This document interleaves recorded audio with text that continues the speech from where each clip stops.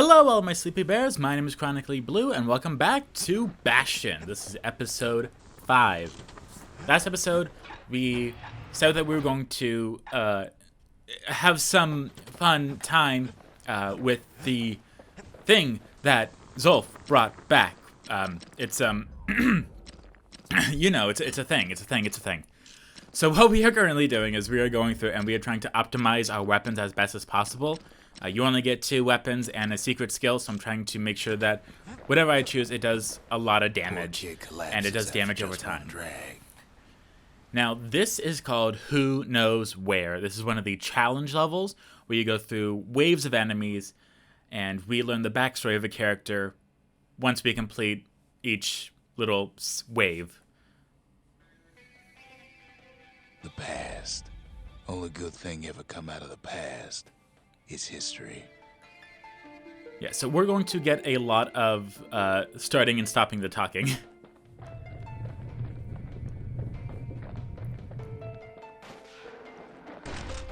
So it looks like there's not a whole lot happening yet, but don't worry. Okay, so here's the enemies here. The best thing to do here is to just roll to dodge the attacks, and I use the splitter gun, or the musket, just because it clears out a lot of short enemies quickly. So I just figured it was the best thing to do here.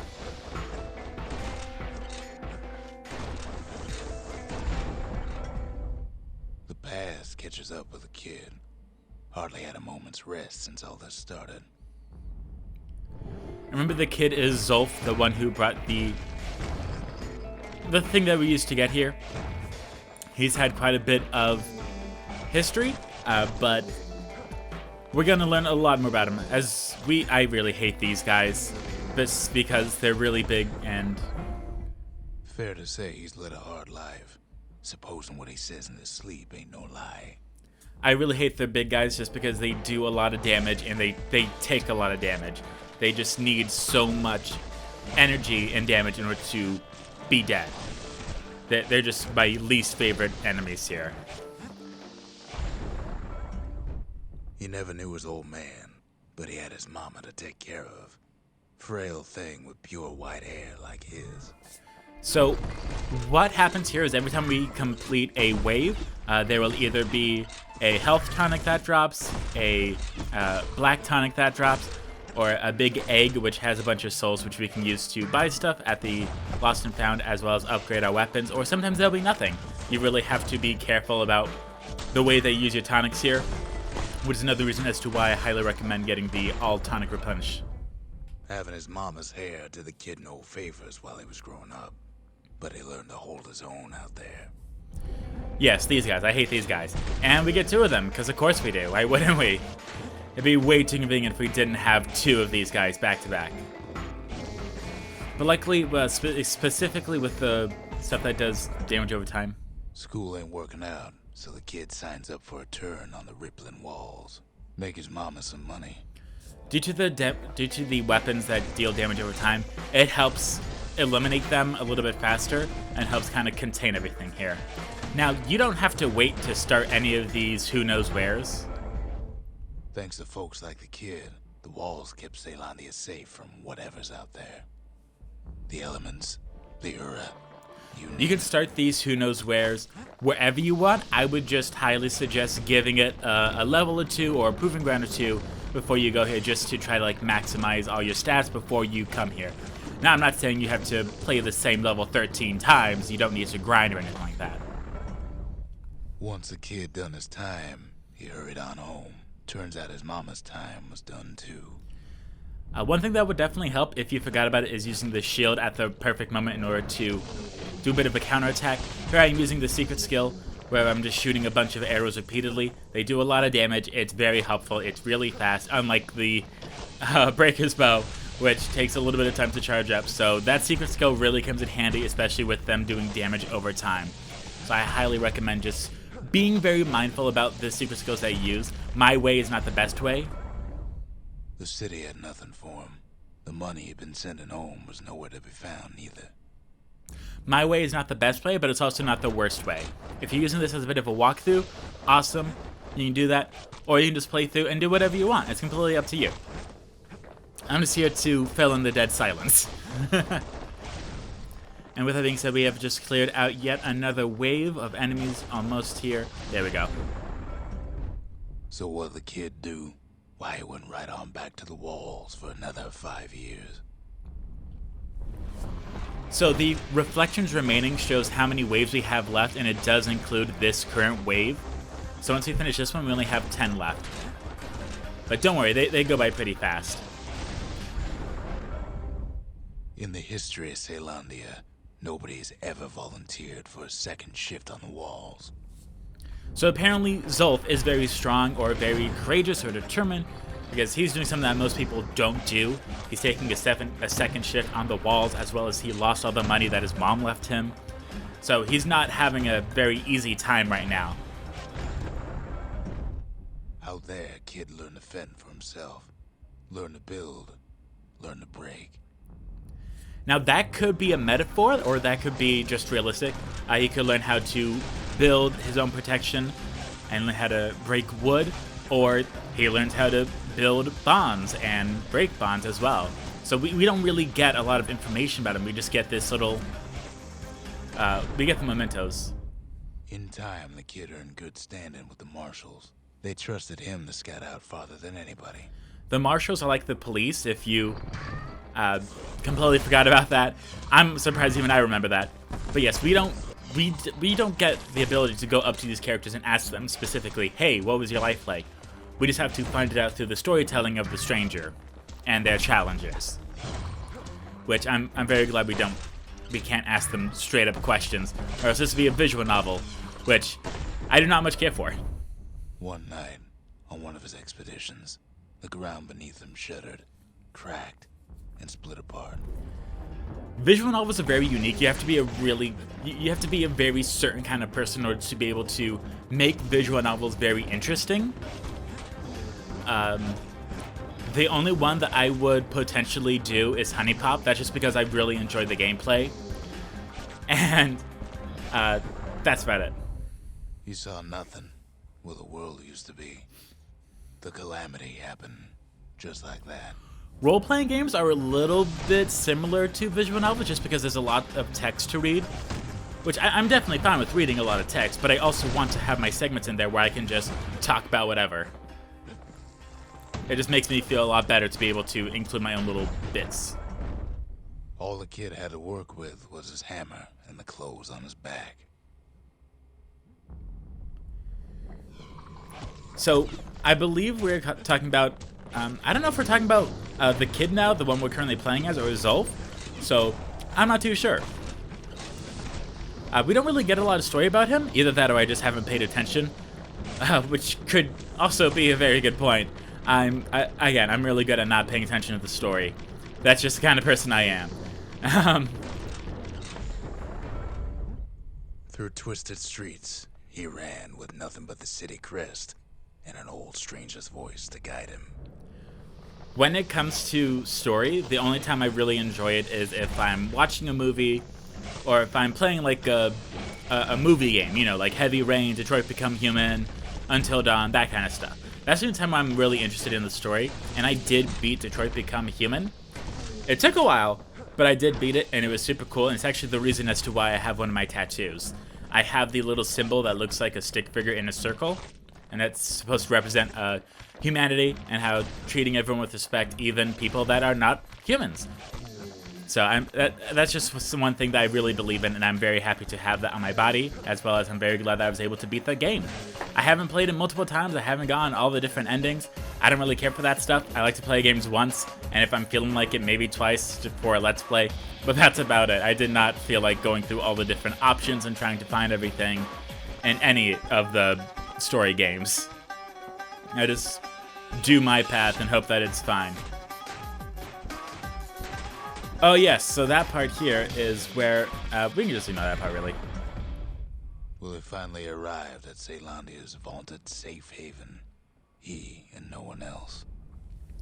So one thing that I forgot to bring up is how every time you complete a wave as well as pick up a weapon, if you're playing on the PS4 or the Xbox, no, I think it's just the PS4. If you're playing on the PS4 controller makes a sound because the PS4 controllers have speakers in them. If they brought this game over to the Wii, it would be the exact same thing. But then, all they got was more thankless work from a man who ain't even asked his name. So you know how when you are playing games on the Wii and then all of a sudden you hear like a dong when it's like your turn? It's something kind of similar to that. There's a sound effect that plays every time you beat a wave as well as every time you pick up a new weapon. It's unique. It definitely caught me off guard a little bit, but it's nothing major. What is major is us trying to get rid of these final enemies here, but I feel like we're going to do an okay job of that. Sure, I may be the one who dreamt up the walls and the Bastion, but the kid made them real, not me. I'm not sure what to think about that. However, thankfully we only have one reflection left, and this includes the bull, which does lots of damage and is very hard to contain. But luckily, that's why we went to a few of the different levels in order to level up our experience so we can be a lot more ready for that. I'd like to say I'll never forget him, or what he's doing, what he's done. I surely would. And that's it. We've officially completed Who Knows Where.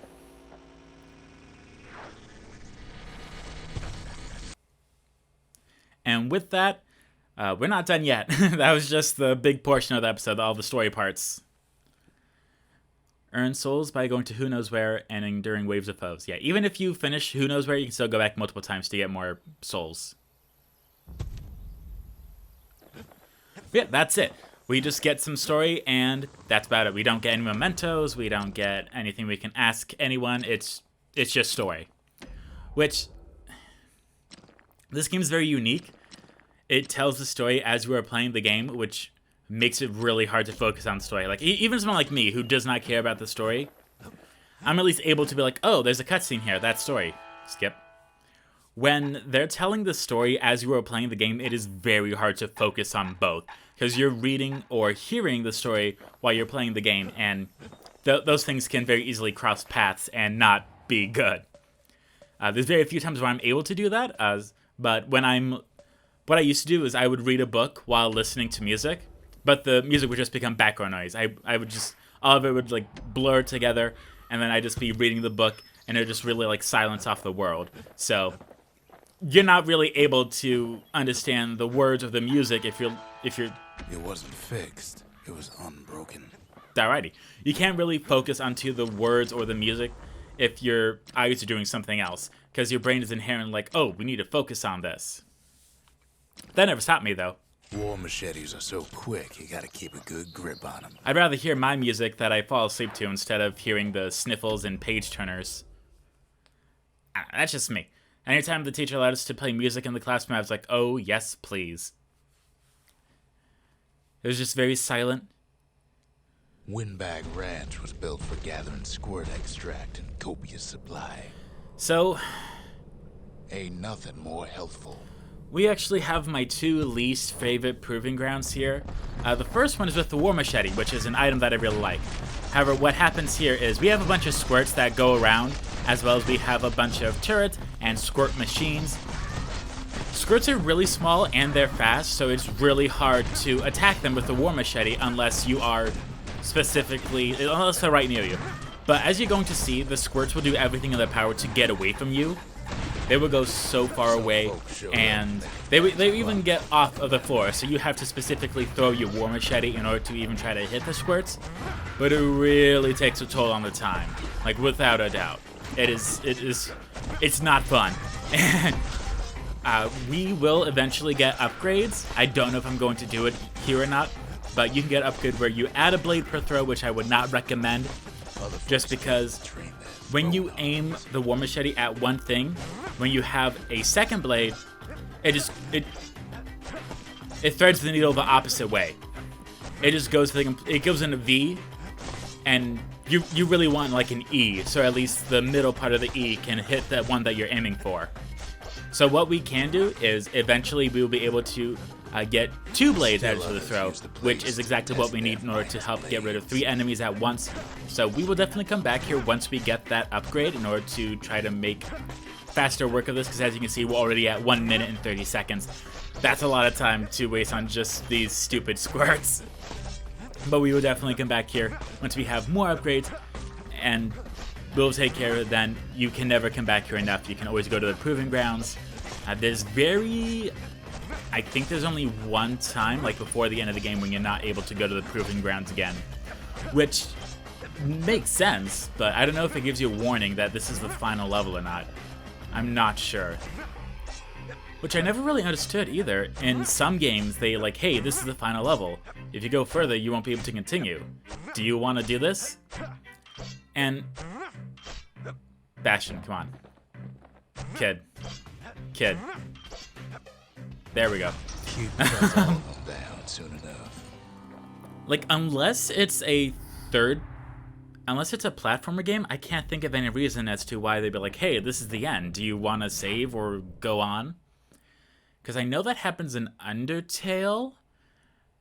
However, I don't understand the reason for that. Because at Undertale, when it's the final boss, it's the final boss. Like, it's not like you can go back in time and Kid comes change back your back ranch, smelling good and right. It's not like you can go back in time and change how you played the entire game. It's just not going to work.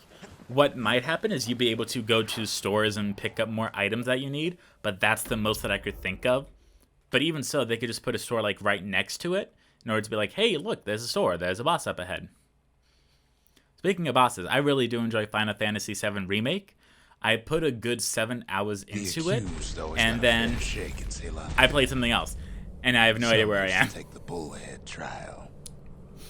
I'm really bad with role-playing games. Survive the trial without taking a scratch. You'd walk away a free man. So what we have to do here is we have to use the counterattack shield block, which it's not easy. I can tell you that right now. You're gonna have some enemies that you're like, how can I dodge this? As well as you really have to understand when the enemies are going to try to attack you so you can get that ready. Because if you do it too early, you just defend. But that's it. You have to do it right on time in order to cause damage to them. First, a good defense is a good offense. Yeah, whatever. Second, you gotta always watch Shut your up. back. Third, ain't no godlike bull up there gonna save you. Are you done talking? You talk a lot. With role-playing games, I enjoy them to an extent. I like Blue Dragon, and I enjoy Final Fantasy VII Remake. There's even Shining Force, Beyond Oasis. Quite a few different games that I really enjoy and got a good bit into. But then I just put it down for whatever reason, started something else, and then just never came back to it. I'm not really good with long games. Like, when I think of, like, the perfect length game, I think of Luigi's Mansion, which is at, like, roughly 4 to 6 hours.